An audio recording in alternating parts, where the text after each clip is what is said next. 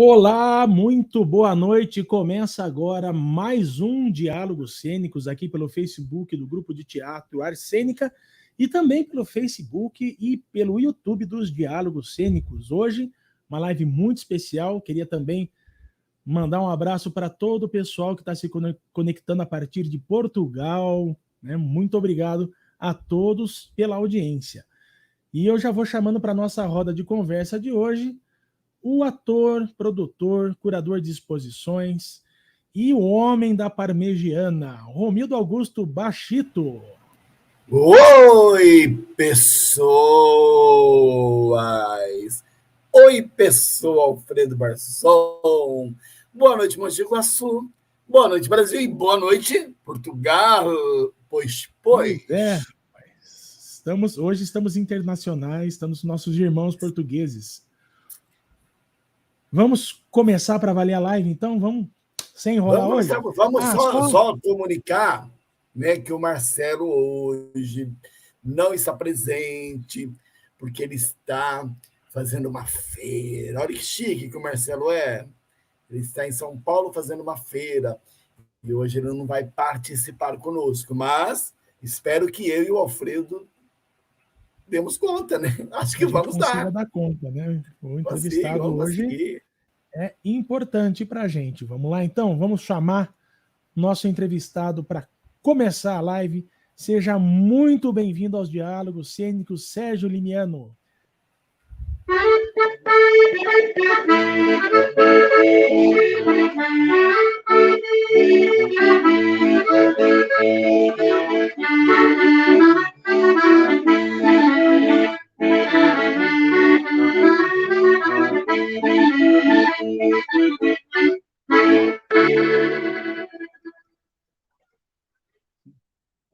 Boa noite.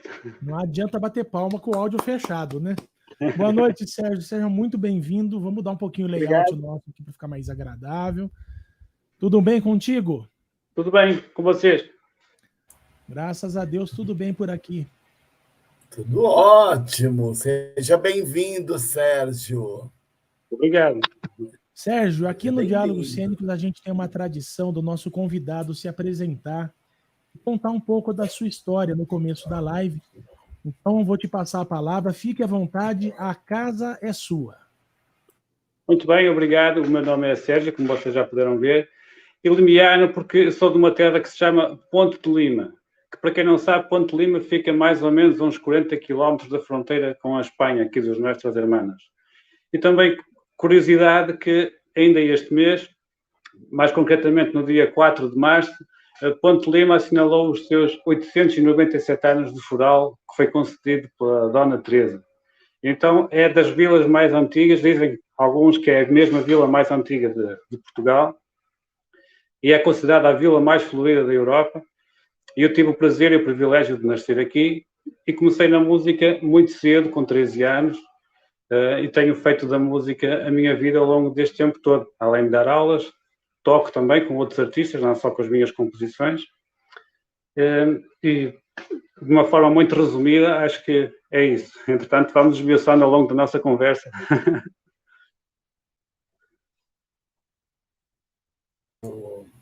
Sérgio, boa noite. Seja muito bem-vindo. É um prazer tê-lo aqui com a gente. E eu abro a minha pergunta para tu, perguntando o que é uma concertina? Qual a diferença de uma concertina, de um acordeon que a gente conhece muito aqui no Brasil, popularmente chamada por sanfona? Fala um pouco para a gente disso. Bom, a concertina, se calhar é mais fácil eu conseguir mostrar que este instrumento que eu tenho aqui é da família dos acordeões. Só que é chamado acordeão diatónico. Diatónico porquê? No acordeão normal, cada botão dá sempre o mesmo som, independentemente da posição do fole. A concertina, ou seja, o acordeão diatónico, tem dois, ou seja, dependendo da posição que eu coloco o fole, ele dá um som, um para um lado, outro para o outro, por exemplo.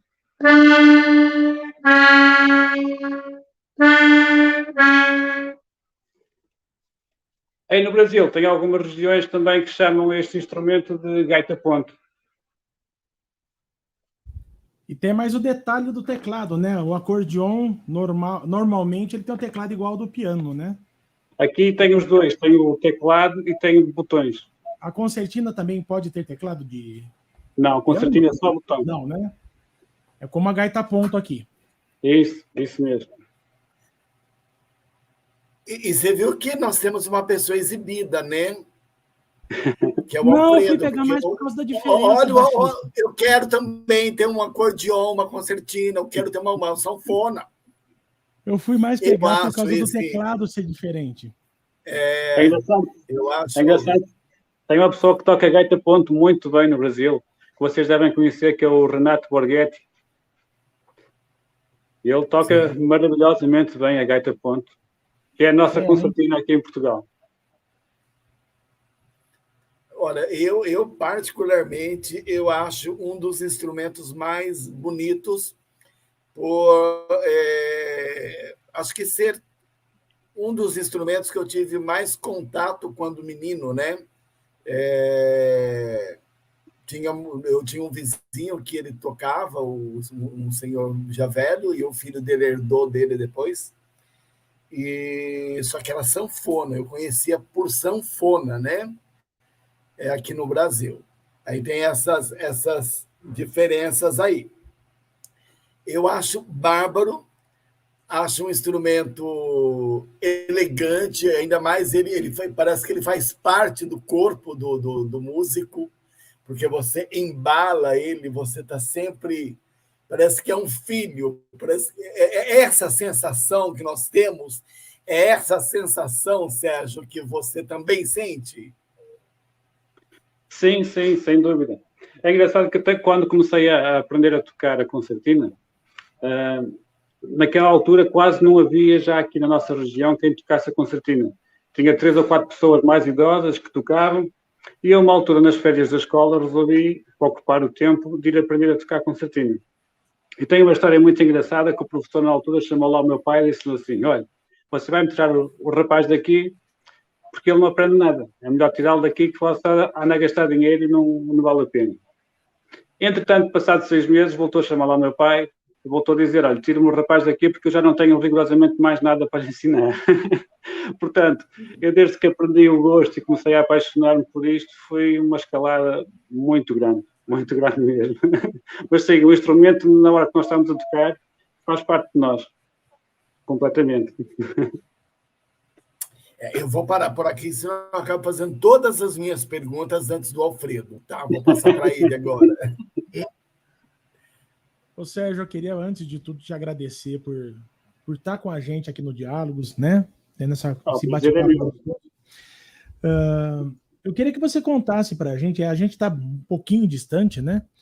A nossa música tradicional aqui, ela se resume, né, para esse instrumento no shot, nas rancheiras, no baião, né? Aí já englobando, inclusive, o acordeon. Eu queria que você contasse para a gente o que você toca, quais são os ritmos, as manifestações culturais que te tocam, né? Aí em Portugal, principalmente aí na sua região. Bom, a concertina é um instrumento que não é português. Ele nasceu, tanto quanto sei, na Áustria, acho que derivou um bocadinho dali, pelo menos no formato em que nós o conhecemos, e entretanto chegou a Portugal. Só que chegou a Portugal e encaixou que nem uma luva na nossa música tradicional. Tanto é que hoje em dia qualquer grupo de música tradicional ou música popular tem uma concertina.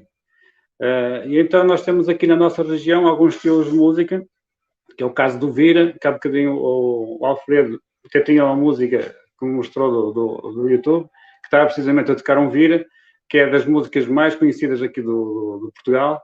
Depois tem o Malhão, a Cana Verde, os Corridinhos, onde a concertina encaixou que nem uma luva na cultura e na tradição popular aqui de Portugal, principalmente aqui no Norte. No Sul já é mais o acordeão, não é tanto a concertina, se bem que agora tem crescido muito, mas aqui tem 2 instrumentos, que é a concertina e é o cavaquinho, que pouca gente sabe que o cavaquinho, que vocês conhecem aí no Brasil, derivou do nosso cavaquinho português aqui. Saiu daqui de Braga, que é uma cidade aqui muito perto de onde nós estamos, e conquistou o mundo inteiro, que hoje em dia tem o cavaquinho pelo mundo inteiro. Mas é tudo aqui da nossa música tradicional do Alto Minho, aqui da região onde eu estou. E conta uma coisa para mim, eu sou músico de teclado, toco piano, toco um pouco acordeon, eu sou mais do piano mesmo. Como que você consegue, como que funciona essa questão de você ter uma tecla que faz duas notas diferentes, na abertura e no fechamento do fole? Como que você consegue gerenciar isso enquanto está tocando, Sérgio? Acaba por ser relativamente fácil, claro que exige algum traquejo, mas numa fase inicial não é, mas depois que nós aprendemos como é que o instrumento funciona, acaba por ser relativamente fácil, porque a nossa concertina é baseada por escalas. Por exemplo, esta concertina que eu toquei agora está na escala no tom de Ré. Então eu sei que todas as notas que eu tenho aqui, elas estão dentro da escala. Obviamente que eu aprendo a fazer um bocadinho a gestão do fole, que é para não acabar nem para um lado nem para o outro, e indo buscando as notas que me dão um jeito para um lado e para o outro. Mas isso vai-se aprendendo com a prática, mas não é difícil. Depois que apanha o jeito do instrumento, acaba por ser um instrumento relativamente fácil. Eu acho que o mais difícil, tanto na concertina como no acordeão, e você que também toca, também deve concordar comigo, nem é tocar com a mão direita, nem é tocar com a mão esquerda. A junção das duas é que complica muita gente. Ultrapassado isso, acaba por ser qualquer instrumento, acaba por ser fácil, independentemente de ser de botões, de ser de cordas, seja do que for. Essa acho que é a parte mais difícil, que é a conciliação dos dois membros juntos. A concertina, então, ela tem uma tonalidade definida. A sua em Ré, sim. É isso? Esta é em Ré. Tenho outra em Sol e tenho outra em Lá sustenido. Então, para cada música você aplica um instrumento, então. Isso mesmo. Isso. Enquanto que o acordeão tem a vantagem que pode tocar em todas as tonalidades, toda e qualquer escala, completíssima, e a concertina está um bocadinho limitada a cada escala da concertina. Eu vou pedir para pôr uma música, um daqueles vídeos que eu pedi para você. Qual seria o que você falou? Seria o que você está sozinho ou com o Zezé Fernandes? Com o Zezé Fernandes. Com o Zezé Fernandes? Podemos assistir? Que é o Vira do Minho, sim, pode. O Vira do Minho? Isso. Beleza, então. Até já, então. Até já. Sou do Minho, sou do Minho.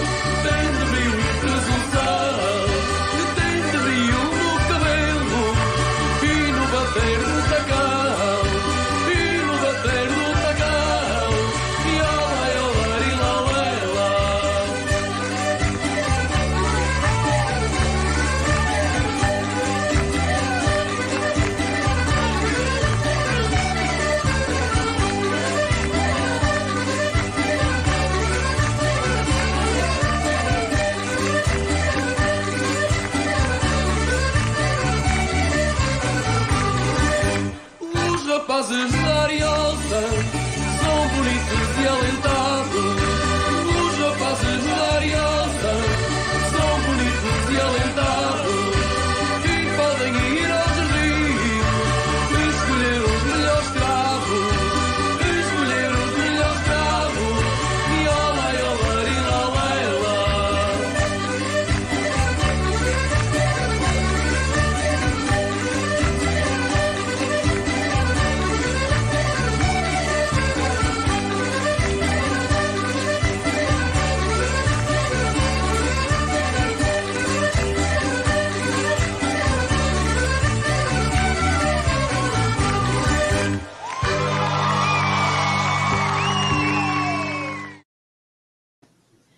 É isso aí. Que legal, né? Que Essa é bacana. né? A nossa música aqui, a nossa música de Minhota, aqui da região onde eu estou, tem uma característica que é convida para dançar. Você ouve 5, 10 segundos de música e dá logo vontade de bater palmas, dançar, fazer mexer o corpo, fazer alguma coisa. Então, é o estilo de música que encaixa em qualquer feira, em qualquer romaria, porque põe o pessoal todo a dançar em pouco tempo. Bastante festiva, né? Sim, muito. Bachito? Nossa, Sérgio, que festa, né? Realmente é uma delícia ver a alegria dos portugueses, as festas que eles fazem, né? E o quanto vocês também se divertem em cena, no palco, né? Não só quem está cantando, mas todos os músicos em si. Não fica uma coisa parada. Para mim, esse é o fator principal, ou seja, eu tenho que gostar daquilo que estou a fazer, porque no dia em que eu já não gosto daquilo que estou a fazer, por simplesmente paro, porque não faz parte. Eu tenho que estar em cima do palco e tenho que estar a gostar daquilo que está a acontecer, porque senão não é para mim. Mas isso é uma característica muito de portugueses mesmo, né? É uma característica de vocês. Eu trabalhei muito tempo com 3 portugueses aqui no Brasil, acho que uns 12 anos. E realmente o que você fala é verdade. Eles fazem o que gostam. Quando não tem mais o prazer, não fazem mais. Que bacana. Sérgio, queria saber de você. Você participou de um trabalho com o rancho folclórico da Correnha, que fala? Correlhã. Isso. Que é um dos grupos, um dos principais grupos que tem, né? Eu queria, e além disso, vocês fizeram inúmeras apresentações em vários países.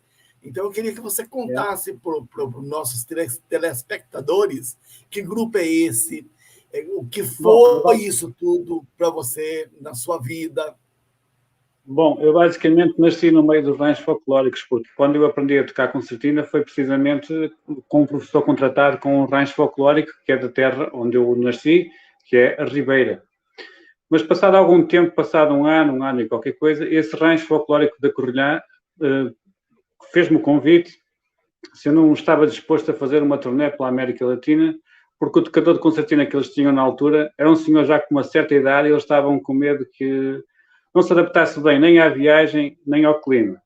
Então eu tive o prazer de que com 15, 16 anos, sair de Portugal, passar pela Venezuela. Da Venezuela estive no Brasil, estive em São Paulo, estive no Rio de Janeiro, e foram 3 semanas fora de casa, que para quem nunca tinha saído aqui do meu lugar, né, foi uma experiência maravilhosa, e a partir dali decidi que não, é mesmo isto que eu gosto e é isto que eu quero fazer. Felizmente o resto da Correlhã, só complementando, eu participei com eles cerca de 2 anos, 2, 3 anos por aí, assim ativamente. Eu tive o prazer de visitar muitos países, como você acabou de dizer, nomeadamente nós até chegámos a ganhar um 2º lugar, na altura que eu estive lá, num Festival Internacional de Folclore em Palma de Maiorca, na Espanha. Eram 80 e qualquer coisa grupos a concurso e nós conseguimos ficar naquele ano em 2º lugar.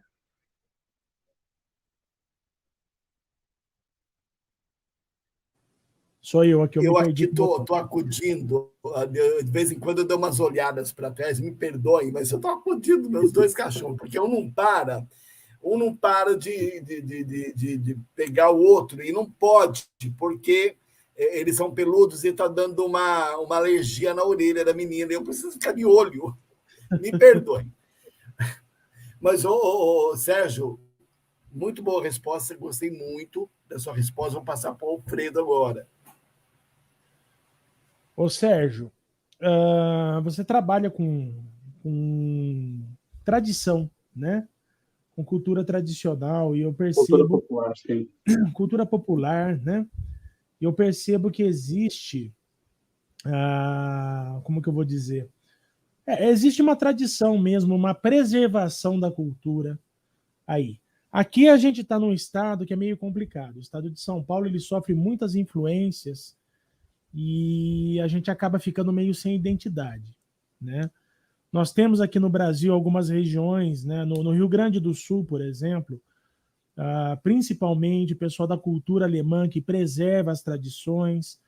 Perto da gente, a gente tem uma cidade chamada Olambra, que é uma colônia de holandeses que trabalham com flores e preservam as tradições holandesas ali. No Nordeste, a gente também percebe em alguns lugares que eles conseguem preservar essas tradições. Mas, no final do ano, acho que no começo do ano passado, a gente estava conversando com o Spock, que é um maestro de frevo. Ele é saxofonista e ele tem uma orquestra de frevo lá no Recife. E ele estava confessando para a gente que está ficando complicado com a internet, como que eu vou explicar? Blindar, né? Proteger a criançada aí dessa influência, né? Que acaba, de certo modo, contaminando a cultura local. Como que está aí, em Ponte de Lima, principalmente, essa questão de preservar as tradições, a cultura local, em relação a influências de outros lugares? Vocês têm essa preocupação? Vocês estão correndo algum risco com isso também, ou o problema é o Brasil mesmo? Não, felizmente nós aqui na nossa região temos os nossos ranchos folclóricos que fazem muita recolha tradicional, muita recolha popular, e fazem questão de demonstrar isso nas suas apresentações ao vivo. E então temos um bocadinho essa salvaguarda, porque os ranchos vão fazendo essa recolha, tentam preservar. Mesmo até os trajes, eles tentam representar o máximo a época daqueles que eles representam, desde os socos, os lenços, as saias, tudo e mais alguma coisa. E nesse aspecto, creio que é sempre difícil, não é? Porque nós temos a tendência, como seres humanos, de querer evoluir, querer dar ali uma pintadinha mais tecnológica, mas nestas coisas não pode ser, tem que ser exatamente o mais antigo possível e tentar preservar o mais fiel possível, porque afinal de contas nós estamos a fazer uma representação da época, não é? É um bocadinho por aí. Então, se naquela altura não havia relógios, não havia unhas de gel, não havia batom, porque é que nós, quando estamos a representar isso, temos que usar, não é? Há assim um bocadinho essa luta, essa disputa, mas felizmente cá tem-se preservado muito bem, no meu entender. Aqui esse maestro me deixou meio preocupado, porque eu fui ao Recife em 2010 e eu achei assim impressionante como eles conseguiam preservar. Agora, 11 anos depois, ele falou que já está complicado, né? A molecada começa a deixar o frevo um pouco de lado por conta de tendências aí não muito legais, né? Pelo menos no ponto de vista de preservação cultural. Então eu fiquei muito curioso, porque a gente percebe que aí em Portugal existe bastante dessa preservação, né, da cultura popular de uma maneira muito, muito eficiente, vamos dizer assim.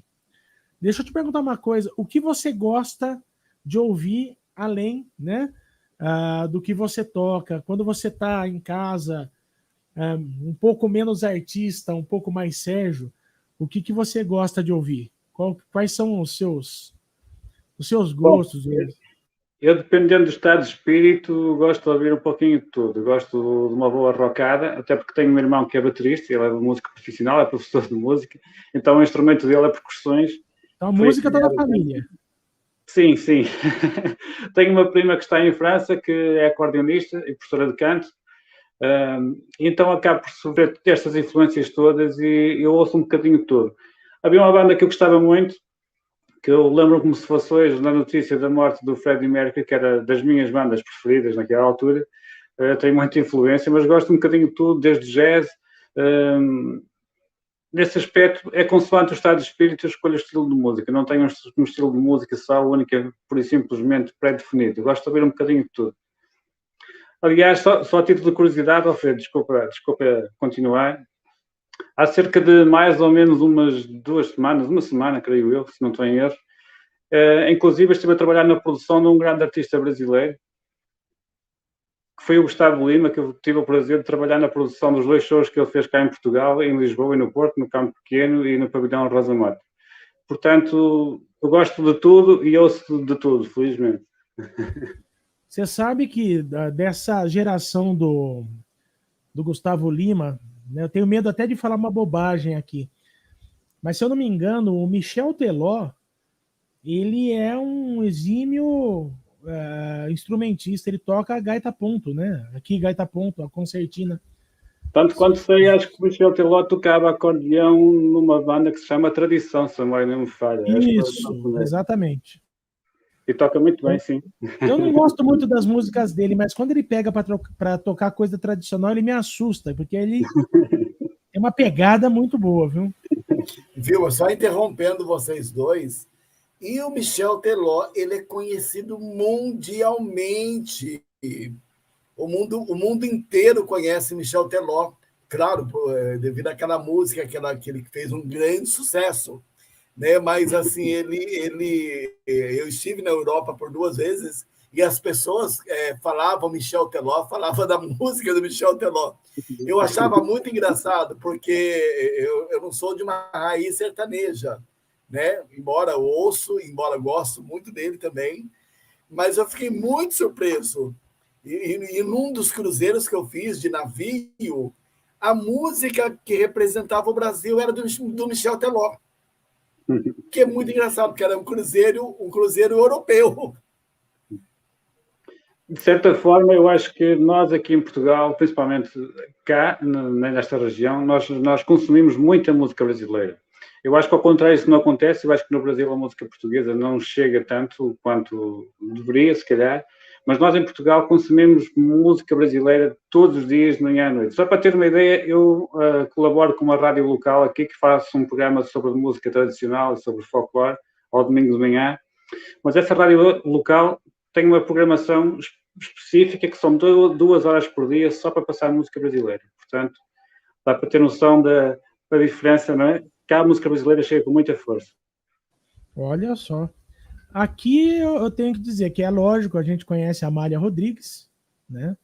Que também é quase uma unanimidade, né? Mas eu conheço uma banda chamada Clã, que é uma banda de rock, os Chutos e Pontapés, e chegou até mim também através da minha cunhada, que morou bastante tempo em Lisboa. Sumiu o nome dela, peraí. Ana Moura. Ana Moura, sim. Ana Moura, que ela me mandou um disco da Ana Moura que eu fiquei maravilhado com as melodias. Gostei de verdade, viu? E sem contar também, Alfredo, o famoso, né? O famoso Roberto Leal. Mas o Roberto Leal é quase um brasileiro também, né? Infelizmente o Roberto Leal já não está entre nós, mas ele também teve uma importância muito grande em passar a música portuguesa até ao Brasil.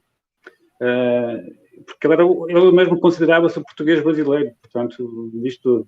Mas os artistas brasileiros, de uma maneira geral, fazem sucesso em Portugal. Basta ver o caso de Ivete Sangalo, teve mais gente no show da Ivete Sangalo do que a Madonna, que esteve dias próximos do concerto dela.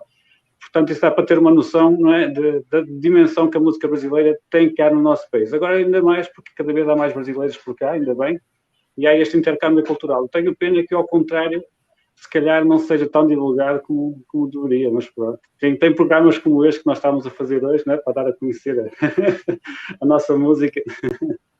Inclusive, deixa eu falar para você já, eu estou em contato já com mandei uma mensagem para casa de Portugal aqui em Campinas, viu? Não esqueci, não. Ótimo. Quem Boa sabe eu tarde. volto ao Brasil com a minha concertina. Falando em concertina, ô Sérgio, você não toca só concertina, né? Eu tava vendo que você também toca contrabaixo.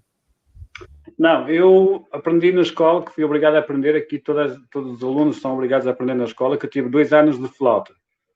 Depois, entretanto, eu aprendi a tocar concertina e percebi muito rapidamente que a concertina só não ia ser um instrumento suficiente, porque a concertina tinha algumas limitações, como eu falei há bocadinho, quanto mais não seja de escala. Então eu tive aulas, paguei um professor particular, tive 2 anos de guitarra clássica. Além de ter um músico em casa, o meu irmão, que na altura que vivia comigo, que era um músico maravilhoso em termos de percussões. Depois comprei o contrabaixo, vou tocando um bocadinho os instrumentos tradicionais daqui, as castanholas, os cavaquinhos, e não muito, que eu costumo dizer que não toco muito bem nada, mas toco um bocadinho de tudo. Quanto mais não seja para eu conseguir comunicar com o músico quando eu preciso e falar a mesma linguagem dele, acho que isso é mais fundamental do que tocar bem tudo. Importantíssimo. E a guitarra portuguesa, você arriscou alguma vez ou não? Eu confesso que experimentei uma vez, mas achei deixar aquilo para quem percebe, porque é muita corda. Parece ser bem complicado mesmo, não? Até a escala é diferente e eu não, achei que não era uma boa eu estar a misturar mais uma coisa. Mas eu vou te falar, viu? 2 instrumentos que eu gosto muito. O cavaquinho português, eu adoro a sonoridade, porque é diferente do nosso. Sim, muito. E a guitarra portuguesa, com aquele som metálico, ela tem um corpo, né? E a agilidade dos músicos também que tocam, fazendo aquelas escalas, me impressionam demais. Eu acho um instrumento muito legal. Baixito? Temos música, mais músicas ou não? A gente tem um trecho de uma apresentação do Sérgio. É aquela que está com um fundo mais azul, Sérgio. Você quer falar sobre ela antes ou não? Ou ver primeiro e fala depois? Bom, aquela música foi retirada de um concerto que eu fiz em Barcelos, já tem uns anos, já deve ter para uns 10 anos. Aquela Barcelos? gravação. Barcelos, que é uma cidade aqui bem próxima de onde eu vivo. E aquilo foi um excerto tirado desse concerto, e não sei se a qualidade está muito boa, mas pronto, dá para ter uma ideia que é outro estilo de música diferente daquilo que eu falava há bocadinho. Nós há bocadinho ouvimos o Vira e agora vamos ouvir, eu creio que é uma Cana Verde, que é uma música tradicional aqui da nossa região. Certo. Vamos lá, então.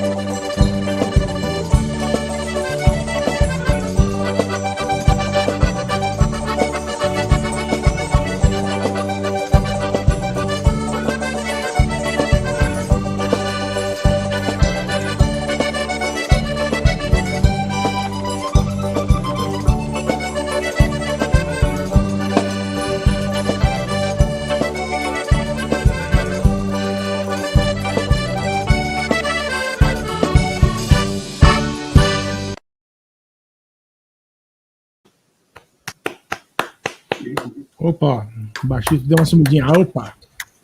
Eita! Essa é a... Você falou que é a Cana Verde? Cana Verde, sim, isso mesmo. Legal. A Fala, Cana baixista. Verde... Oh, perdão. A cana verde é muito parecida com o malhão. Vocês, se calhar, conhecem mais o malhão do que a cana verde aí no Brasil. Sim. Gozada, aqui a gente tem, dentro da música sertaneja, a cana verde, mas é diferente. Tem. Tá? É um ritmo diferente. Ou não?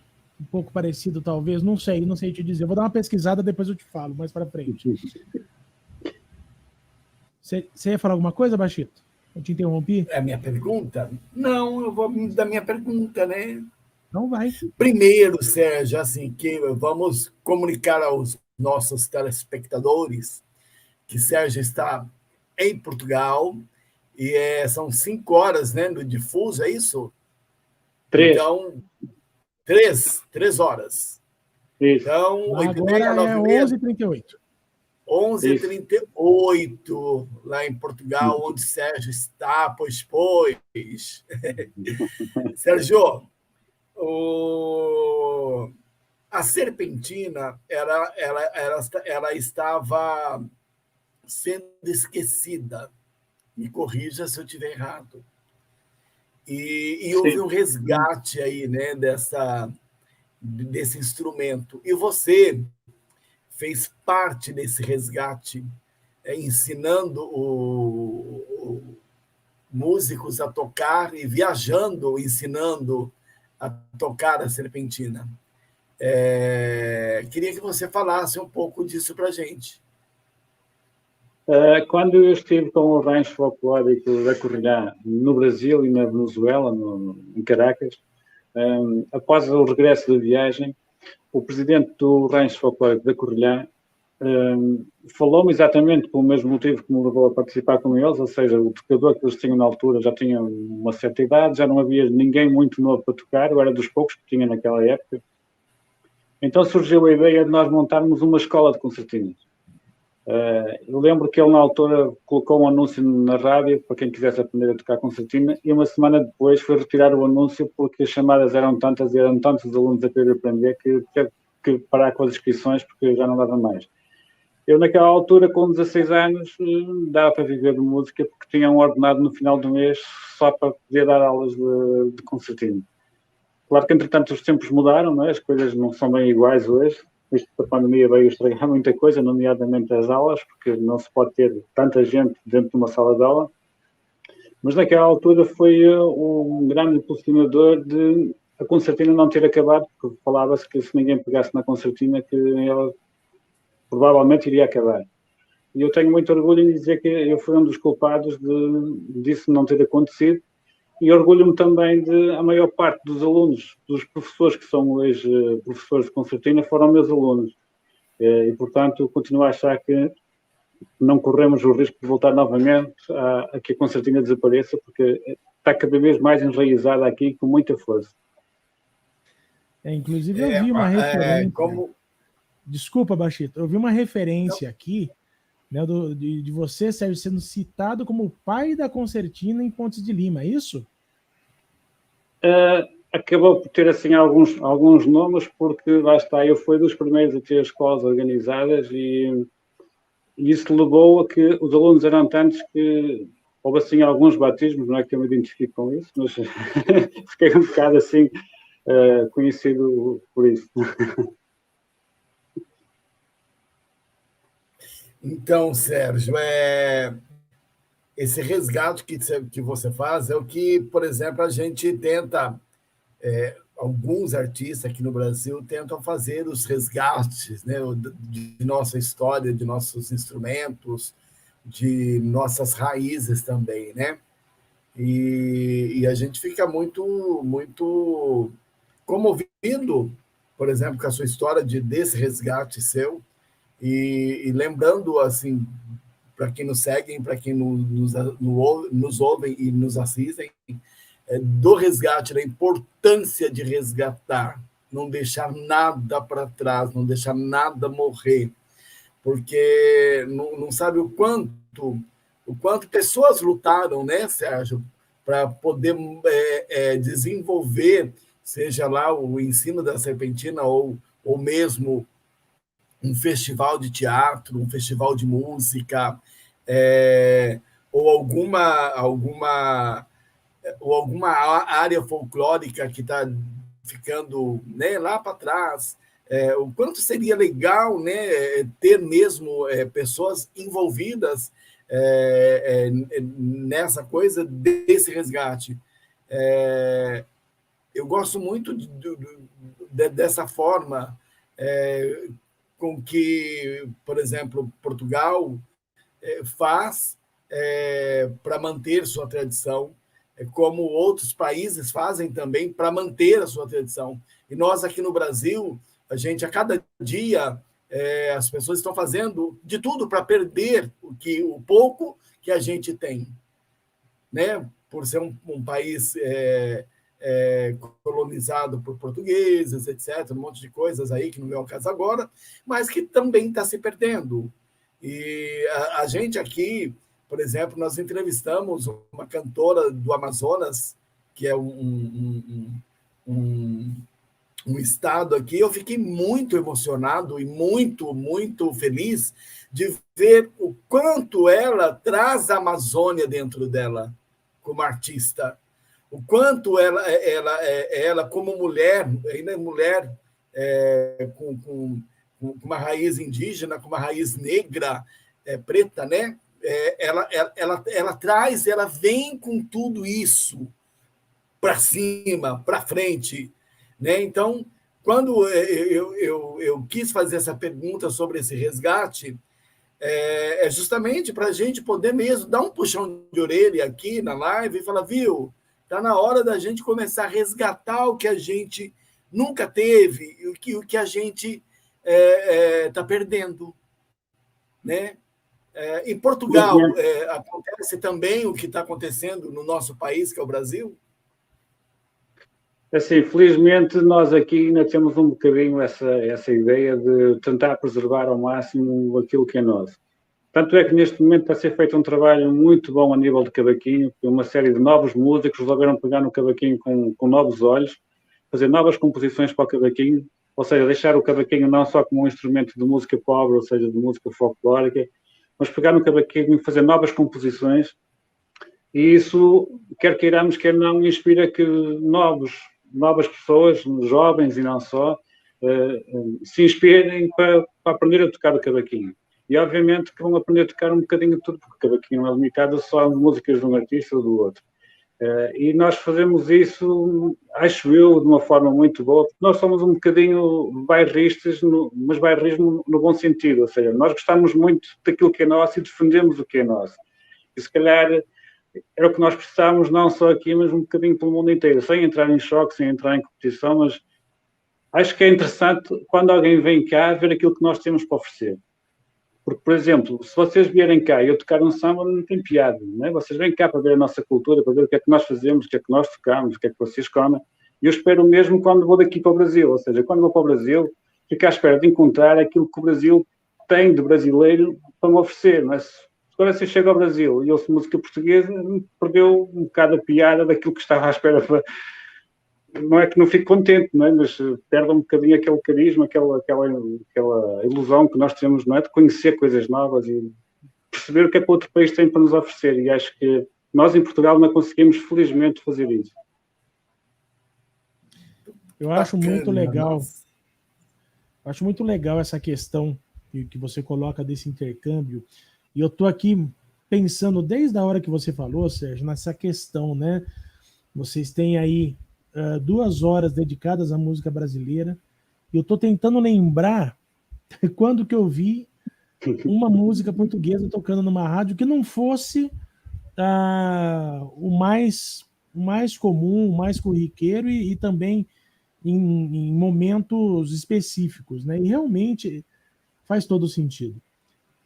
É engraçado, a semana passada o Baixito brincava um bocadinho com o sotaque brasileiro, que era mais bonito que o nosso.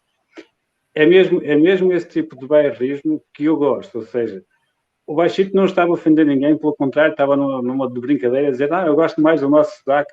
Obviamente que eu gosto mais do nosso, não é?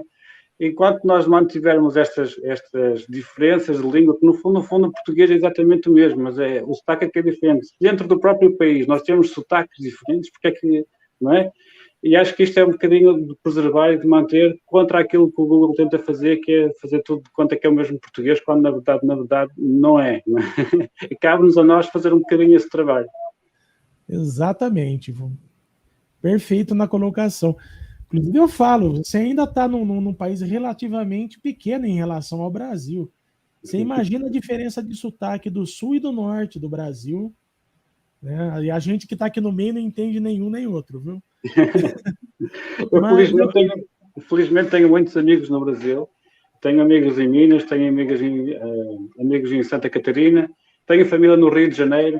Então eu consigo ter um bocadinho também a percepção das diferenças do sotaque. Já conheço só pela maneira de falar da região do Brasil que a pessoa é. Aqui em Portugal é a mesma coisa. Nós dentro de um país tão pequenino, mudarmos 20 ou 30 quilómetros aqui para o lado, o sotaque já é ligeiramente diferente, mas eu acho que isso é o que faz os nossos países serem um país rico, é mesmo essa diferença cultural.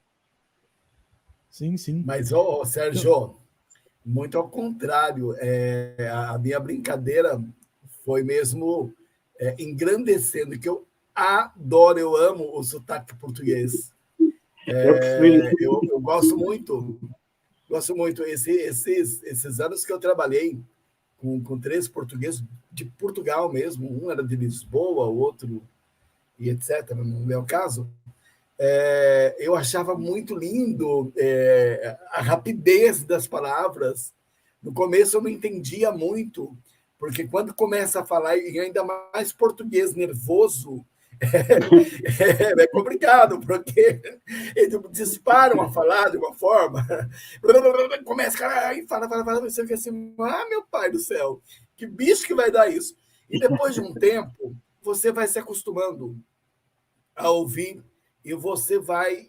Né, eu não tenho dificuldade nenhuma de entender, de entender algumas coisas que você fala, devido a essa convivência que eu tive com eles. Mas, no começo, menino, parecia que eu estava em outra língua. Eram poucas, porque é muito rápido. Eles falam muito rápido, ainda mais senhores, né? Senhores empresários, eles...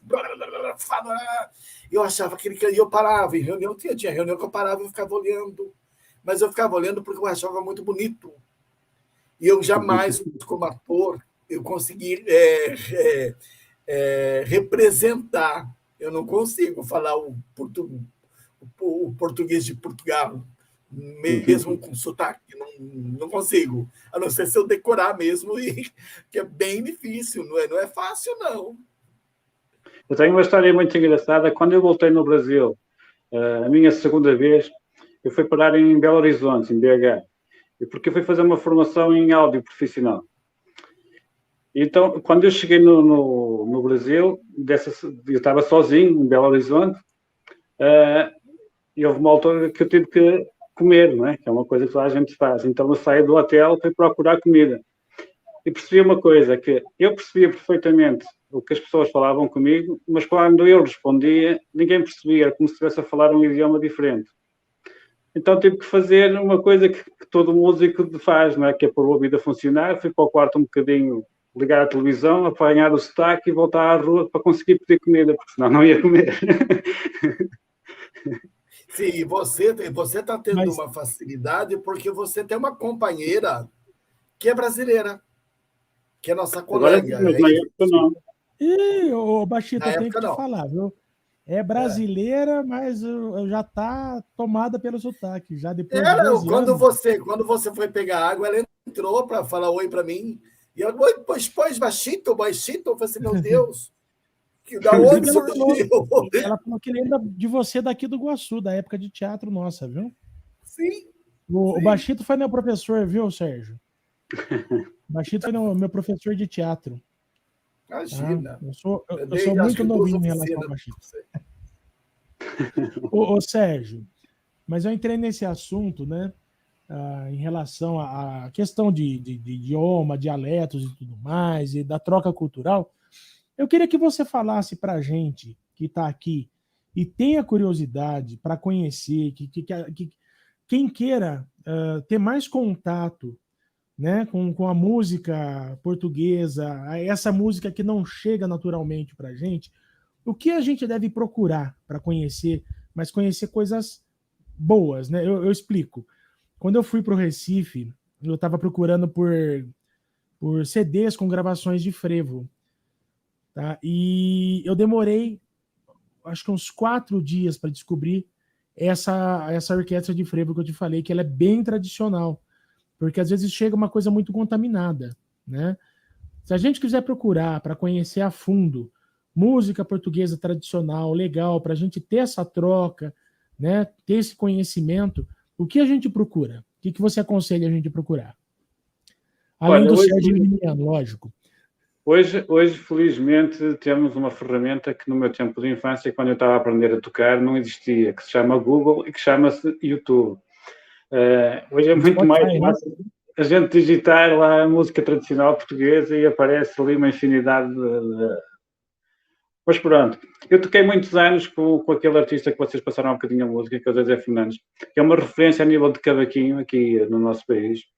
Mas tem outros, tem Júlio Pereira, que Júlio Pereira é um músico fabuloso.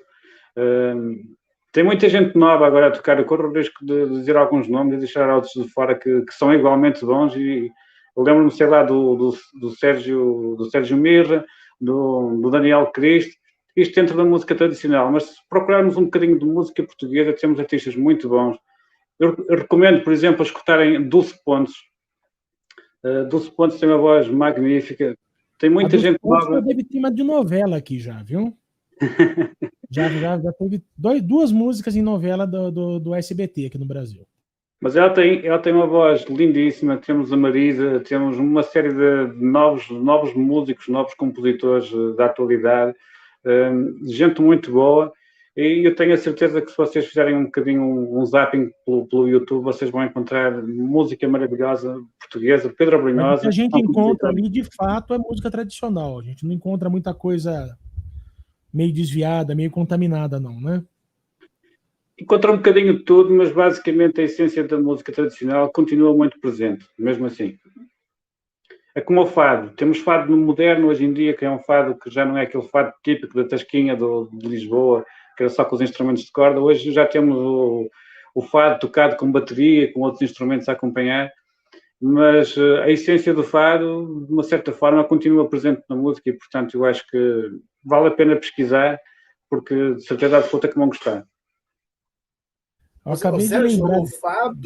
O fado, ela em Portugal, ela é como se fosse a MPB no Brasil, a música popular brasileira? Sim, só que mais presente na zona centro do país, apesar de se expandir para o país todo, mas se vocês procurarem fado Coimbra, fado Lisboa, vão encontrar coisas maravilhosas. Os grupos académicos de estudantes continuam a manter as guitarras de fado, continuam a manter o fado tradicional à moda antiga. Vale a pena ver, porque vão descobrir um admirável mundo novo, de certeza absoluta. É disso que eu falo. Aí você tem, né, grupos acadêmicos mantendo. Eu sinto muita falta disso aqui, de verdade. Sabe? Aqui, essa manutenção da tradição. Aqui, todas as universidades, ainda hoje, mantêm os grupos académicos, onde eles mantêm a expressão musical e a expressão de canto. E isso mantém muito presente a nossa tradição, porque basicamente numa tuna você ou toca ou canta, não é? E os instrumentos ainda hoje continuam a ser muito presentes nos instrumentos tradicionais. E as universidades, nesse aspecto, também fazem um trabalho muito bom. Muito bom mesmo. Me veio um nome na cabeça agora. Uma vez eu estava passeando pela internet, encontrei Rouxinol Faduncho, se eu não me engano. Você conhece? Sim. Do que se trata? É sério? Não, Rouxinol Faduncho, só para fazer um contexto, quem faz o personagem de Rouxinol Faduncho, ele é um humorista cá. Então ele pegou no fado e resolveu contar piadas a cantar o fado. É um bocadinho mais fado de entretenimento do que o próprio fado. As músicas dele são uma base de piadas cantadas. Uma espécie de stand-up, é isso? É isso mesmo, sim. Esse Rouxinol Faduncho, que é o Marco Horácio, ele apresentou durante muitos anos um programa de stand-up comedy. Ele é comediante. Ator-comediante. Eu encontrei por acaso na internet um dia, mas eu ri muito com ele, sabe? Ele, na altura, teve muito sucesso porque ele pegou no fado e começou a cantar aquelas músicas assim, em forma de anedota, em forma de piada, e bombou aqui durante muito tempo. É natural que tenha chegado alguma coisa aí. Eu, inclusive, encontrei uma música que eu achei que era de um artista daqui. Né? Que ele canta aqui, mas ele canta. Tem um trecho que o Rochinol Faduncho canta. Como que ele chama? Marco Horácio. Marco Horácio. E ele canta umas estrofes a mais, sabe? E eu achava que era do Ari Toledo, um artista daqui, também de stand-up, mas da antiga, né? E eu fiquei curioso, me bateu o nome dele na cabeça, falei, eu vou perguntar pro Sérgio. Eu aconselho também a pesquisarem um artista português que ele chama-se Fernando Pereira. O Fernando Pereira tem uma voz única no mundo que já foi estudado por várias universidades, porque ele tem uma elasticidade de tal forma na voz dele que ele consegue imitar quem ele quiser. Eu aconselho a vocês verem as imitações dele, porque estão realmente, você fecha os olhos e ouve o artista que ele está a cantar igualzinho, o timbre de voz é igual. Fernando Pereira. Fernando Pereira. Tem gente que acha que é playback de tal forma que a imitação dele é bem feita.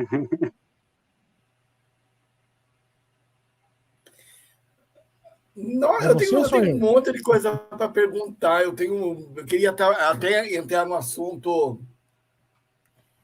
Como que vocês aí na Europa estão lidando com essa imbecilidade dessa guerra infeliz, imprópria, sabe, dessa Rússia, desse homem maluco? Como que está a cabeça de vocês, que está tão perto? Porque tão perto que eu falo que não que a gente esteja longe, porque está todo mundo envolvido. Acredito assim que todo mundo está sentindo, as pessoas que pelo menos têm um pouquinho assim de senso e de educação pelo ser humano, está chocado com o que está acontecendo. Como vocês aí na Europa estão vendo isso? Como que vocês imaginam? O que vai acontecer? Como que está aí próximo de vocês? Olha, a Europa realmente está mesmo muito próximo, porque nós estamos a mais ou menos 4.000 quilómetros da Ucrânia, e, portanto, 4.000 quilómetros em linha reta é praticamente já ali, não é assim tão longe quanto isso. E, obviamente, que isto era uma guerra que ninguém queria, muito menos a Europa. Agora, na minha opinião, sinceramente, eu acho que nós já estamos na Terceira Guerra Mundial, porque, direta ou indiretamente, já todos os países estão envolvidos nisto. Não tem como fugir. Isto até pode terminar amanhã, mas, de uma certa forma, todos os países no mundo já tiveram participação de forma direta ou indireta, ou tiveram que fazer opções, ou sanções, ou não sanções, e, portanto, isto já começou. E vai sobrar para toda a gente. Aqui em Portugal já começou a aumentar o preço de tudo e mais alguma coisa, o preço dos combustíveis tem aumentado todas as semanas, o preço de gás, o preço de eletricidade, e, portanto, isto toca-nos a todos, quer queiramos, quer não. Eu desconfio que isto não só está no começo, não está por começar, o pior. Eu espero estar enganado, mas da maneira que eu vejo as coisas, acho que é uma guerra de egos, porque um quer invadir a Ucrânia e o presidente da Ucrânia também não se quer render. Eu confesso que se estivesse numa dessas posições, eu teria um peso na consciência, porque assim, eu não me quero render, ok, mas à parte disso, enquanto eu não me rendo, muitas pessoas vão morrendo pelo caminho. E, portanto, se calhar às vezes era bom nós todos deixarmos um bocadinho o nosso ego de lado e tentar ver o que é melhor para todos, mas nós sabemos que são muitos interesses por trás disto. A nós preocupa-nos particularmente porque é muito próximo. Ainda hoje, por exemplo, aqui não se via o céu do dia todo, e acho que vai continuar nos próximos 2 ou 3 dias, por causa de alguma coisa que aconteceu no deserto e andava a ver as poeiras todas no ar. A poeira é de tal forma densa que nós não conseguimos ver a luz do sol. E pelo que eu percebi, acho que esta poeira vai se manter durante mais 2 ou 3 dias, dependendo da força do vento. Ok, que é poeira que vem da África, mas se for uma bomba atómica também chega aqui menos nada. Portanto, ninguém pode estar a dizer que não é que está livre ou que não está, porque a natureza trata de espalhar para todo lado e ninguém está seguro. E, portanto, estamos todos muito preocupados a ver isto, o que é que vai acontecer. Esperamos que se resolva rápido, mas eu, pessoalmente, acho que isto não está agora a começar. Posso estar enganado, mas espero bem estar enganado. Olha, eu espero que você esteja bem enganado, mas eu não duvido muito não, viu, Sérgio? Esse conflito, para mim, demora um pouco ainda. Eu achei que fosse acabar mais rápido, né? Mas... Eu acho que o próprio Putin achava que ia acabar mais rápido. Oi? Eu acho que o próprio Putin achava que ia acabar mais rápido, mas agora que está, não volta atrás. Eu tenho certeza que ele já está arrependido já. Eu cheguei a dizer algumas vezes que o mundo ainda ia sentir falta do Trump, porque a gente dizia que o Trump que era doido, que era assim, que era assado.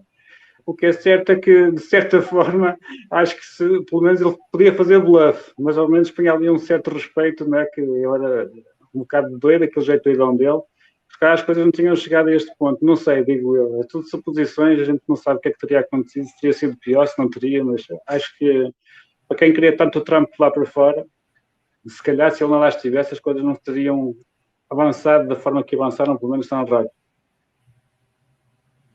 Pois é. Meu Deus, é muito sério, né, Sérgio? Porque tá bem próximo, né? 4.000 quilômetros é muito pouco. É daqui na Bahia, Bachito. É muito pouco, mais. Daqui à Ucrânia são 3 dias de viagem, pronto. Sim, e a gente está numa geração tão avançada, com tanta coisa bacana, né? Com tanta coisa que poderia estar acontecendo, e esse maluco querendo, sabe, matar todo mundo, invadir. Né? Ai, sei lá, eu acho...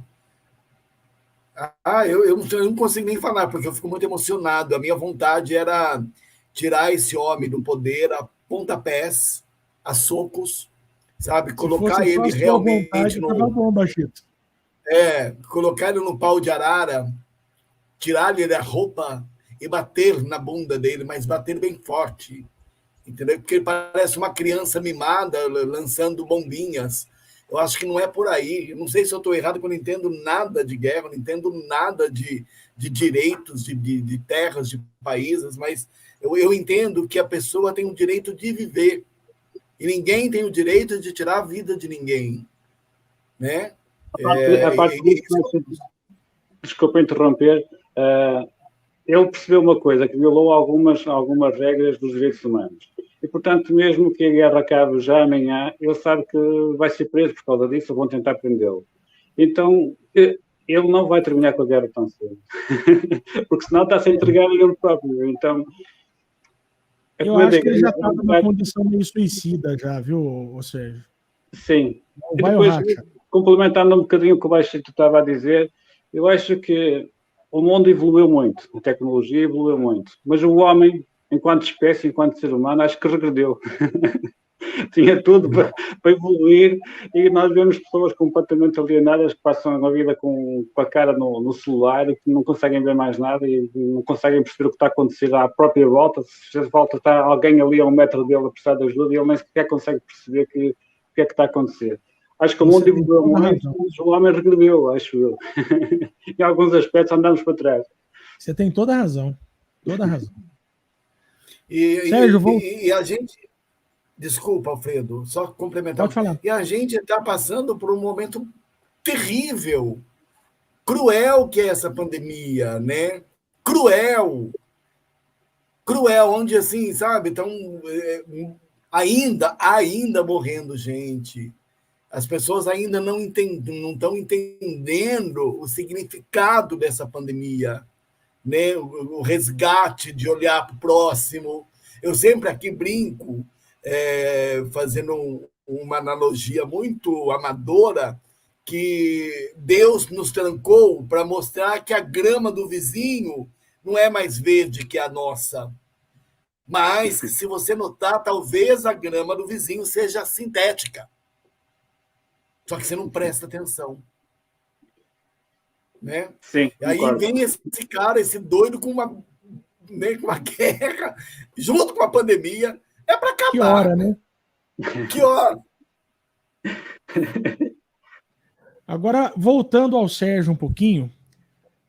Sérgio, fala uma coisa para mim. Como que você está agora que, pelo menos aqui, a gente tem uma percepção de que na Europa já está acalmando a coisa em relação a essa pandemia. Como que você está de projetos? Já voltou para o palco? Você falou que fez a produção do Gustavo Lima. Como que está a sua vida em relação aos projetos de shows e tudo mais agora? Já está voltando? Olha, Alfredo, a minha vida por isso simplesmente parou, e aqui parou muito antes do Brasil, porque cá chegou mais forte primeiro. O que é certo é que neste tempo todo nós parámos, eu parei completamente e retomei muito devagarzinho no final do ano passado. O ano passado, no ano todo, fiz apenas um show e fiz uns trabalhos muito pequeninos, uma coisinha muito limitada. Este ano, felizmente, graças às vacinas, graças ao número de mortes que reduziu drasticamente, e isso tem impacto, as pessoas já estão um bocadinho mais animadas, o governo também deu um bocadinho mais espaço para que as coisas se possam começar a fazer. Felizmente a cultura abriu agora, já não é preciso aquelas regras tão rígidas como estavam, e estamos todos esperançosos que este ano se possa começar a trabalhar. Não digo que seja voltar atrás como era antes da pandemia, porque isso não vai ser possível tão cedo, mas pelo menos as perspectivas para este ano são que já se consiga pelo menos começar a fazer alguma coisa. Eu posso dizer que este ano, só este mês, se calhar trabalhei mais que o ano passado, o ano todo, e os outros anos anteriores não consegui fazer rigorosamente nada. Como eu disse, eu vivia de música. Eu sou produtor musical, além dos meus trabalhos eu produzo músicas para outras pessoas. O estúdio parou, porque as pessoas não podiam estar juntas. As minhas aulas pararam, porque eu não podia ter alunos próximos. É difícil explicar a um aluno sem estar relativamente perto. Então, todas as minhas vertentes, desde concertos a tudo e mais alguma coisa, parou. E eu estou esperançoso que, pelo menos este ano, a ver se a coisa começa novamente a andar. Já sei que vai demorar muito tempo até voltar ao que era, mas se começar pelo menos uma dose de esperança, já está ótimo. Sérgio, quando você fala que o governo está ajudando, né, essas coisas todas, é tão triste para a gente aqui, porque a gente aqui lida com desgoverno, né? Aqui a gente tem tudo contra, né? A arte, então, ela se tornou, nessa pandemia, a salvação. Mas na cabeça de todos os políticos, eu não vou tirar nenhum, porque político é político, parece que quer jogar a gente, sabe, longe, sem recurso, sem nada, com algumas leizinhas aí mequetrefes, que não dá nem para pagar nada, principalmente para os empresários pequenos. Eu sou um empresário pequeno, que eu estou quebrado, eu estou maltratado e eu não consigo caminhar. Então, você vê, por exemplo, um país como Portugal, o seu país, o quanto você, na sua fala, diz que ajuda, nós aqui não. Nós aqui é só aumento, nós aqui é só coisas ruins que acontecem, nós aqui é regresso, é regredir. Parece que a gente está regredindo lá em 1960, sabe? Uma coisa absurda. Aqui o facto do governo ter levantado as restrições, sem dúvida que é uma ajuda para nós. Quer dizer, se não embaraçar, já está ótimo, né? Se não estiver a prejudicar, já está bom. Agora, vocês no Brasil tiveram outras coisas que nós em Portugal não conseguimos fazer isso, não conseguimos implementar. Foi os concertos onde as pessoas podiam estar dentro do carro a assistir a concertos e aos cultos, e pelo menos as empresas que trabalham com a sinalização de eventos e com essa coisa puderam trabalhar. Nós em Portugal, quando parou mesmo forte e feio, parou toda a gente. Nem concertos dentro do carro se podia assistir. E, portanto, aqui a crise foi grande, foi mesmo muito grande. Mas isso agora não foi uma coisa muito comum aqui não, viu, Sérgio? Foi um ou outro só, viu? Infelizmente, não foi todo mundo que pôde abraçar essa ideia, viu? Eu cheguei a ver alguns aqui, não sei se foi de uma forma generalizada, se foi pontual. O que é certo é que nós cá nem isso conseguimos fazer. Portanto, a paragem aqui foi brutal para quem tinha funcionários para pagar, para quem tinha contas para pagar. É como eu digo, esperamos que este ano se possa retomar, nem que seja a meio gás, mas pelo menos retomar alguma coisa, porque senão fica muito difícil conseguir pagar as contas no final do mês. Ô Sérgio, chegou uma pergunta pela internet aqui do Ronaldo da Banda. Ele está falando aqui, o que se fala em Portugal sobre a Betacron? Você sabe me dizer o que é? Eu não entendi a pergunta. Eu não sei, mas aproveito para mandar um abraço para o Ronaldo, que é um companheiro de Minas Gerais, de Eloy Mendes, muito perto de Varginha, que vocês devem conhecer, a terra do ET, ele mora lá perto. A Decathlon não conheço. Eu descobri, é uma variante da Covid agora, que ela está juntando a Omicron com a Delta, são as duas variantes, criaram uma nova variante. Como que tá aí? Olha, eu sinceramente, agora ele mandou aqui a nova variante. Para falar a verdade, acho que o Putin, de certa forma, vai ganhar o Prémio Nobel da Medicina porque deixou de se falar em vírus nos últimos tempos. E, portanto, eu já estou desatualizado às novas variantes. Já não faço a mínima ideia qual é o nome da variante que está agora a dominar. Aqui a gente teve uma tragédia na cidade de Petrópolis também, que uma chuva arrasou com a cidade, só se falava nisso. De repente, você conseguiu uma notícia de se eles estão se recuperando ou não, você também tem que fazer quase garimpo, que nem ouro. Não acha notícia também, é impressionante. É que aqui a gente já tem alguns casos dessa variante. Hoje eu estou com a minha língua um pouco afiada, viu, Sérgio? Mas assim, Hoje? Hoje. Nós aqui no Brasil, eu não faço parte disso, pelo amor de Deus, não faço parte. Mas aqui nós temos o carnaval, né? O grande carnaval, as festas carnavalescas maravilhosas, né? Geram muito dinheiro, né? Para algumas pessoas nada, mas para alguns milhões. E o mais engraçado é que a data nossa do carnaval, que na verdade era para celebrar, né, uma outra coisa, né, que antecede a nossa quaresma, foi mudado o nosso carnaval. Só que as festas continuaram com nomes, por exemplo, assim, baile do preto e branco, entende o que eu falo ou não? Continua, proibiram tudo. Só que o brasileiro, ele é tão inteligente, ele consegue improvisar tanto, né, que acho que não se preocupa muito com a saúde dele, nem com dos outros. O jeitinho brasileiro. O jeitinho brasileiro. Todos os clubes abertos com festas. Mas não era de carnaval, porque o carnaval foi proibido, mas agora o baile, por exemplo, da roupa vermelha estava aberto. Né? Isso é o jeitinho brasileiro. Sabe que o ser humano, por si só, precisa de interação com os outros, é um ser social. E quando nós passamos muito tempo trancados que não conseguimos conviver com ninguém, a nossa mente tenta sempre dar um jeitinho de conseguir furar o sistema e de conseguir fazer aquilo que não se pode. Infelizmente, o ser humano é um bocadinho assim, só gostamos de estar com os outros seres humanos e às vezes isso é mais prejudicial do que benéfico, mas pronto, contra isso é difícil conseguir abrir mentalidades, que há alturas que é preferível estar sozinho do que estar junto com os outros e abrir espaço para tudo, certamente. Ô Sérgio, eu queria colocar mais um pouquinho de música na conversa, pode? Força! Vou rodar aquele terceiro vídeo, tá bom? Sim. Aí você comenta com a gente a respeito desse. Até já. Até já.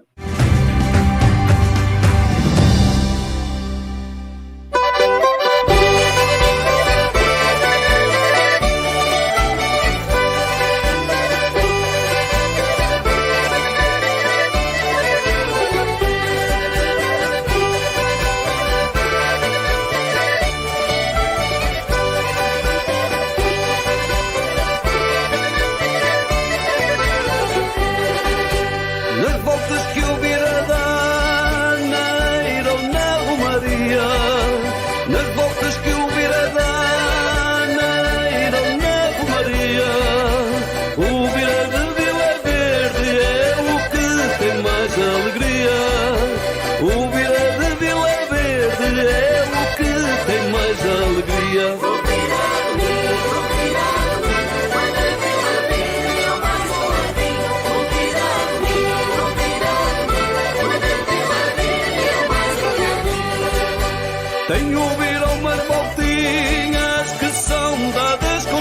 viradinho.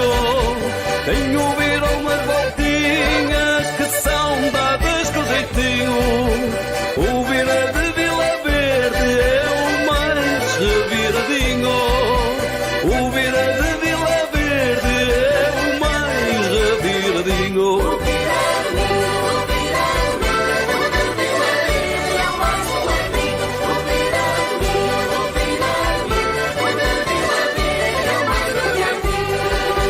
Rapazes e raparigas, virai com paixão.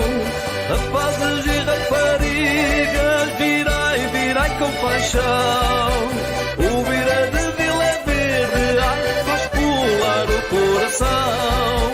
O Vira de Vila Verde, ai, faz pular o coração.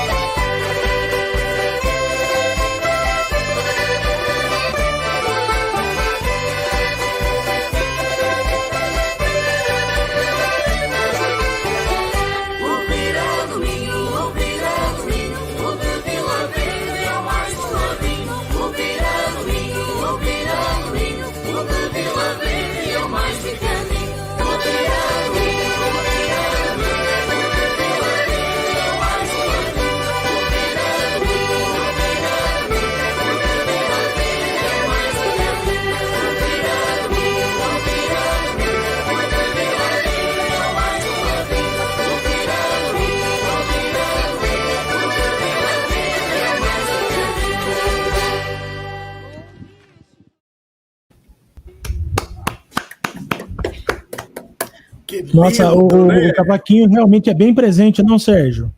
Sim, sim. Vocês escolheram 3 músicas de espaços temporais completamente diferentes de umas das outras, grupos completamente diferentes uns dos outros, e, no entanto, escolheram 2 músicas tradicionais aqui, que foi 2 viras e uma cana verde. Pois é. Olha, Sérgio, tirando esse castelo que estava ali atrás de vocês, claro, alguns sobradinhos, tinha muita coisa parecida que tem aqui no Brasil, né? De arquitetura, os casarões.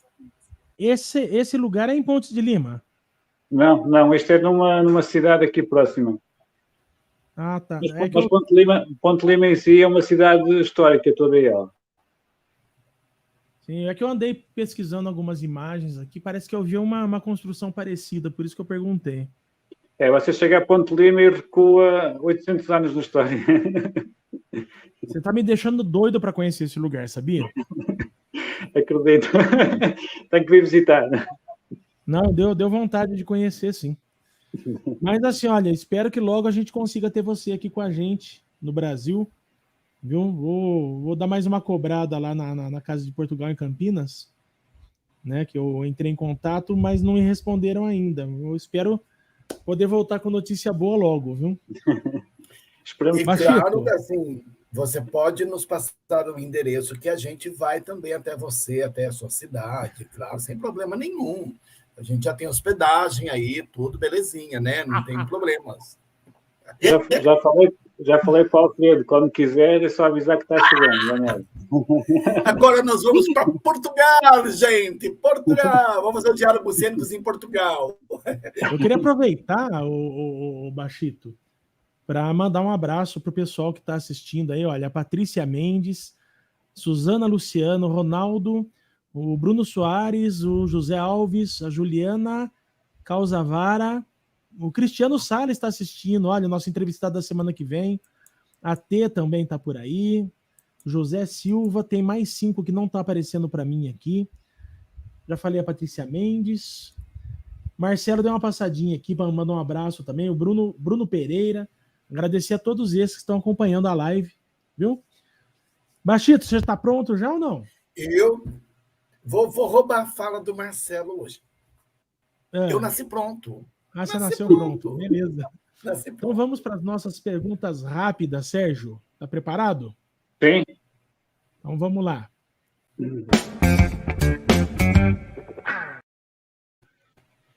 Sérgio, se você não optasse por ficar em Portugal, que país você escolheria?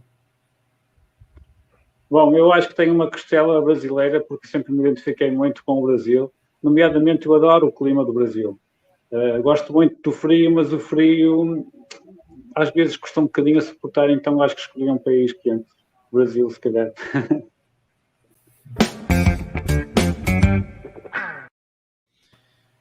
Ensinar ou estar no palco? Qual você gosta mais?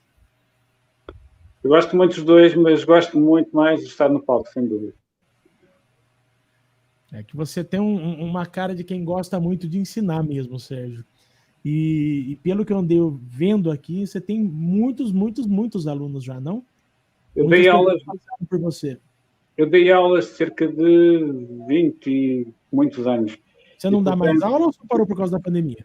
não, eu parei por causa da pandemia, mas eu também estava a precisar de fazer uma paragem, porque quando você repete a mesma coisa ano após ano, chega a um certo ponto que precisa de fazer uma paragenzinha.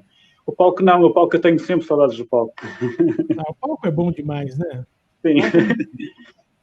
Eu queria lembrar aqui, eu tenho um irmão músico também, viu, Sérgio? Meu irmão é pianista, a Janaína conhece ele, e ele postou uma coisa muito interessante, eu acho que para você aí, eu acho que não está mais em tempo, já é mais de meia-noite, né? Mas eu queria convidar, bom, mas vale a pena também. Eu estou tentando achar onde ele mandou para mim aqui, um movimento de a qualquer hora do dia de hoje, né, desse 15 de março, ou no dia 16 para você aí, se não chegou até você, é um movimento chamado Música pela Paz, que convida os músicos do mundo todo a dedicarem aí um momento para parar e tocar alguma coisa pensando no final desse conflito. Aí são vibrações da música pela paz, tocar para si mesmo, mas ou tocar para alguém que esteja perto, na intenção de pedir o fim desse conflito, mesmo que seja só emitindo essas energias. Então, quem for músico, estiver assistindo a live, daqui a pouquinho eu vou sentar um pouquinho no meu piano ali, vou dedilhar alguma coisa também, pensando nisso. Então, ele tinha divulgado, eu estou tentando achar, mas eu sou muito desorganizado, não estou encontrando aqui. Eu queria até poder mostrar o cartaz que veio, mas não estou achando onde está. Mas é essa a ideia, tá? É a ideia de parar um pouquinho, tocar alguma coisa, cantar alguma coisa, pensando justamente no fim desse conflito. Aproveitando, Alfredo, os nomes que você citou há bocadinho, alguns deles eu conheço pessoalmente. Sim. Alguns são músicos, é o caso do Ronaldo da banda, que ele é baterista, o Bruno Pereira, que também é cantor e é músico, a Susana Luciano, que está ligada às artes, que ela é a diretora de uma companhia de teatro aqui em Ponte Lima. Se calhar conseguíamos pensar em criar um projeto dentro disso que o Alfredo está a falar agora, se calhar muito engraçado, ligar as artes e mandar vibrações positivas para ver se o Putin, um dia destes, vai dar uma volta para o outro lado e deixar a gente sossegada. Então, eu achei muito interessante quando ele me passou isso. Eu estou lamentando não estar conseguindo encontrar onde ele me mandou. Que eu queria poder jogar na tela e mostrar aqui o cartaz. Eu achei muito legal. E eu acho que é um convite muito simples, né? Uma coisa que não é muito difícil da gente fazer. Sérgio, eu vou deixar para o Bachito fazer as honras agora, Bachito. Só que tem que abrir o áudio, Bachito. Microfone. Perdoa. Quero deixar para vocês que a semana que vem nós teremos mais um guaçuano, ator, diretor, formado pela EAD, que é a Escola de Artes Dramática da USP, e que contribuiu muito para a cultura guaçuana. Muito, mas muito mesmo. Me ensinou muito. Que é Cristiano Salles. Então, terça-feira, teremos um guaçuano atuante chamado Cristiano Salles. Sérgio, eu pensei que eu não ia dar conta desse papo hoje. Pensei mesmo. E eu fiquei muito feliz e muito satisfeito pelo papo que rolou nessa 1h30 quase já. E eu acredito que nós teríamos assunto para ficar mais 1h30. Foi muito agradável. Você é uma pessoa muito agradável, muito culta, e nos trouxe nessa noite uma cultura portuguesa. Eu conheci um pouquinho, mas que muita gente não conhece, nem sabe, né? O quanto arrepia ver o que vocês fazem e como vocês lidam com as tradições, com a cultura do país de vocês. É uma pena, eu fico muito triste do Brasil não ter o que vocês têm. Eu fico triste mesmo. Parabéns, você é um grande artista, uma grande pessoa. Manda um grande beijo para sua companheira, que me reconheceu. Fiquei muito feliz pelo reconhecimento dela. E a cada dia que passa, sabe, Sérgio, a gente vai encontrando pessoas lindas como você pelo caminho. Então, assim, e meu nome, depois o Alfredo vai falar, muito, mas muito obrigado pela sua contribuição nessa noite. Eu também quero te agradecer, Sérgio. Fiquei muito contente de te conhecer. A gente se conheceu agora em dezembro, né? A Janaína, ela entrou em contato comigo no Natal, a gente bateu um papo, e aí o Sérgio falou, olha, você chama isso aqui de gaita ponto. Eu falei, você toca? Eu falei, mas na hora, eu falei, você vai participar de um Diálogos Cênicos com a gente. Fiquei muito curioso em conversar com você por mais tempo, tudo, e estou muito contente, de verdade, com essa live. Foi muito gostoso conversar com você. Eu acho que tem muita coisa para a gente conversar e tem muito que aprender com você ainda, tá? Então, assim, já fica meio que um convite para uma próxima aí, quem sabe. Além de que eu vou fazer toda a força possível para aquele contato dar certo e você vir para cá se apresentar também. Eu queria saber, antes de me despedir de você, se tem alguma pergunta que você gostaria que a gente tivesse feito e a gente não fez. Alguma coisa que você queria contar e não teve oportunidade na live. Não, eu quero agradecer pelo convite, foi muito bom estar aqui com vocês. Mandar também um abraço para o Marcelo, apesar de ele não poder ter estado presente hoje connosco, mas certamente que ele vai ver a repetição da live. Mandar um abraço para ele. E uma vez mais, do fundo do coração, agradeço pelas palavras que vocês me dirigiram e foi um prazer enorme estar sempre à disposição, o que vocês quiserem. Volto a dizer, as portas de casa estão abertas, quando quiserem podem aparecer. O aeroporto é bem pertinho daqui, portanto, fica mais fácil. O Marcelo, inclusive, tentou entrar, viu? Ele chegou a aparecer para mim aqui, mas ele disse para mim que estava no metrô, tá? E ele não conseguiu permanecer. Apareceu, a primeira hora que eu fui puxar ele para a live, estava no meio de uma música.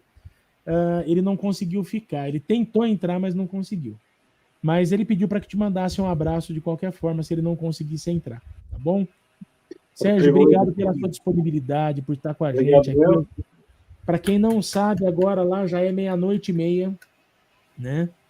Nós estamos com 3 horas de fuso, então muito obrigado, uma boa madrugada para você. Obrigado. Um grande abraço na família, um grande abraço na Jana e até uma próxima vez. Mantenha contato com a gente, viu? Sim, claro que sim. Fiquei muito feliz de te conhecer melhor. Obrigado. E dá um abraço em todos os seus músicos também, viu? Todos que apareceram tocando com você, que você tiver contato ainda, manda um abraço bem caloroso da gente aqui do Brasil. Pode deixar.